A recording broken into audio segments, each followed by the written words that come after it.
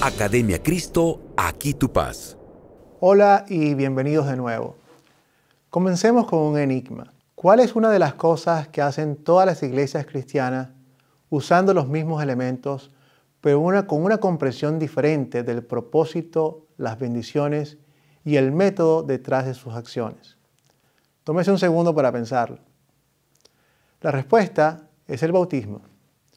En esta lección y en la próxima veremos de una manera respetuosa las diferencias entre las iglesias en cuanto al bautismo y algo que se llama los medios de gracia. Un carpintero utiliza herramientas para construir sus proyectos, ¿cierto? El Espíritu Santo también usa una herramienta para crear fe en el corazón del creyente. ¿Sabe cuál es? Es el Evangelio. Como dijo San Pablo, no me avergüenzo del Evangelio porque es poder de Dios para la salvación de todo aquel que cree. Cuando usted lava su ropa, ¿usa detergente en polvo o líquido? Realmente no importa, porque ambos son jabón, solo en dos formas diferentes.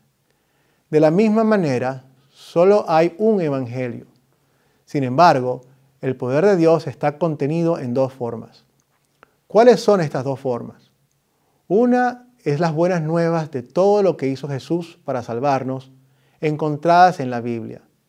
El Espíritu Santo puede usar estas palabras para obrar la fe, como leemos en Romanos 10:17. Así que la fe proviene del oír, y el oír proviene de la palabra de Dios. ¿Han escuchado la palabra sacramentos? Al igual que la palabra Trinidad o Trino, la palabra sacramento no se encuentra tal cual en la Biblia. Los teólogos llaman el poder del Evangelio contenido en la Biblia y los sacramentos los medios de gracia. Son los medios o instrumentos que el Espíritu Santo usa para convertir a una persona de la incredulidad a la fe. Nadie se convierte en un creyente sin estar primero expuesto al poder del Evangelio en la palabra y los sacramentos. Hay unidad en la iglesia cristiana en muchas áreas. Sin embargo, no hay unidad con respecto a lo que constituye un sacramento. Tampoco hay un acuerdo sobre cuántos sacramentos hay. De manera respetuosa, veremos los diferentes puntos de vista relacionados con los sacramentos. Comenzaremos con el número de los sacramentos. La Iglesia Católica Romana tiene 7 sacramentos. Estos son bautismo, Eucaristía o Santa Comunión, confirmación, matrimonio, penitencia o confesión, ordenación y últimos ritos o extremaunción. La Iglesia Luterana y la Iglesia Anglicana tienen 2 sacramentos. Estos son el bautismo y la Santa Comunión. Las iglesias protestantes, evangélicas y pentecostales no tienen sacramentos. Si hay 7 sacramentos, 2 o ningún sacramento, esto depende de cómo se defina un sacramento. Quizás la definición más fácil de un sacramento es algo que se reserva para un propósito sagrado. Es paralelo a la palabra consagrado. Una mejor manera de entender un sacramento es observar las características de los sacramentos. Hay 4 características o elementos esenciales de un sacramento que surgieron de la Reforma. Definen un sacramento como algo que: 1. Ofrece el perdón de los pecados. Número 2. Está instituido por Dios. Número 3. Es mandado por Dios y conectado a su palabra. Y número 4. Tiene un elemento externo o terrenal. De acuerdo con los criterios anteriores, solo hay 2 actos que califican como sacramentos: el bautismo y la Santa Comunión. El matrimonio no califica porque el matrimonio no ofrece el perdón de los pecados. Tampoco se manda el matrimonio. Una persona puede elegir quedarse sola y aún así debe vivir una vida casta. Del mismo modo, un anillo puede ser el signo externo o terrenal del matrimonio, pero las Escrituras no lo requieren, mientras que la comunión requiere el pan y el fruto de la vid y el bautismo requiere el agua. Todavía hay otras diferencias. Algunas iglesias insisten en que el bautismo se haga por inmersión. Sienten fuertemente que la palabra en sí implica inmersión y que sin ella el bautismo es inválido. Otras iglesias simplemente vierten agua sobre la cabeza de la persona. Comencemos por mirar la palabra bautizar.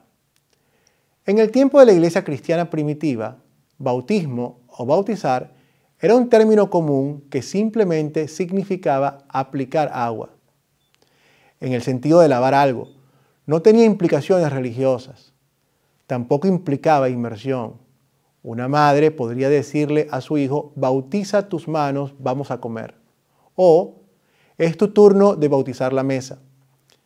En la Biblia vemos la palabra bautizar usada en un sentido no sagrado. Esto se encuentra en Marcos, capítulo 7, versículos 3 al 5. Habla sobre bautizar o lavar platos, utensilios y jarras grandes que contenían agua y cacerolas. Leamos. Los fariseos y todos los judíos viven aferrados a la tradición de los ancianos, de modo que, si no se lavan o bautizan las manos, muchas veces no comen. Cuando vuelven del mercado, no comen sin antes no se lavan. Y conservan también muchas otras tradiciones, como el lavar o el bautizar, los vasos en que beben, los jarros, los utensilios de metal y las camas. Entonces los fariseos y los escribas le preguntaron a Jesús, ¿por qué tus discípulos no siguen la tradición de los ancianos, sino que comen pan con manos impuras? Por su uso en la Biblia y en la literatura extrabíblica de ese entonces, no podemos concluir que la palabra bautizar significa sumergir exclusivamente. Por eso tampoco podemos criticar a las iglesias que no bautizan por inmersión. ¿Fue Jesús bautizado por inmersión? Muchas iglesias dicen que sí. Basan esta enseñanza en las palabras de Mateo 3:16 y Marcos 1:10, donde leemos: después de ser bautizado, Jesús salió del agua. En cuanto Jesús salió del agua, es cierto que Jesús fue bautizado en el río Jordán. Que se haya hecho por inmersión no está implícito. El griego, el idioma original del Nuevo Testamento, implica que así como Jesús bajó de la orilla al río Jordán, después de su bautismo salió del agua y subió a la orilla. Incluso si asumiéramos que Jesús fue bautizado por inmersión, lo que tenemos es una descripción de lo que sucedió, no una receta que deba seguirse literalmente. Si tomamos cada evento que describe la Biblia como un mandato, eso puede causar confusión y aprisionar innecesariamente a las conciencias. Por ejemplo, la Biblia describe la primera comunión que tuvo lugar en un aposento alto. Afortunadamente, no lo hemos convertido en una receta que implique que la Sagrada Comunión siempre debe celebrarse en un segundo piso, ni con el mobiliario de aquella época. O sea, si se confunde la descripción de un evento de la Biblia con la prescripción, uno termina malinterpretando la Biblia.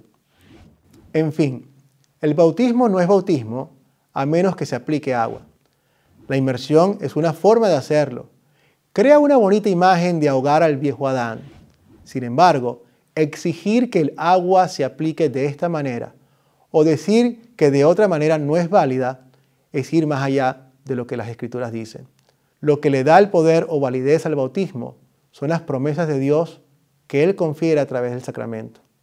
De nuevo, gracias por su atención. Ahora pido que vaya al ejercicio de repaso y de refuerzo. Bendiciones.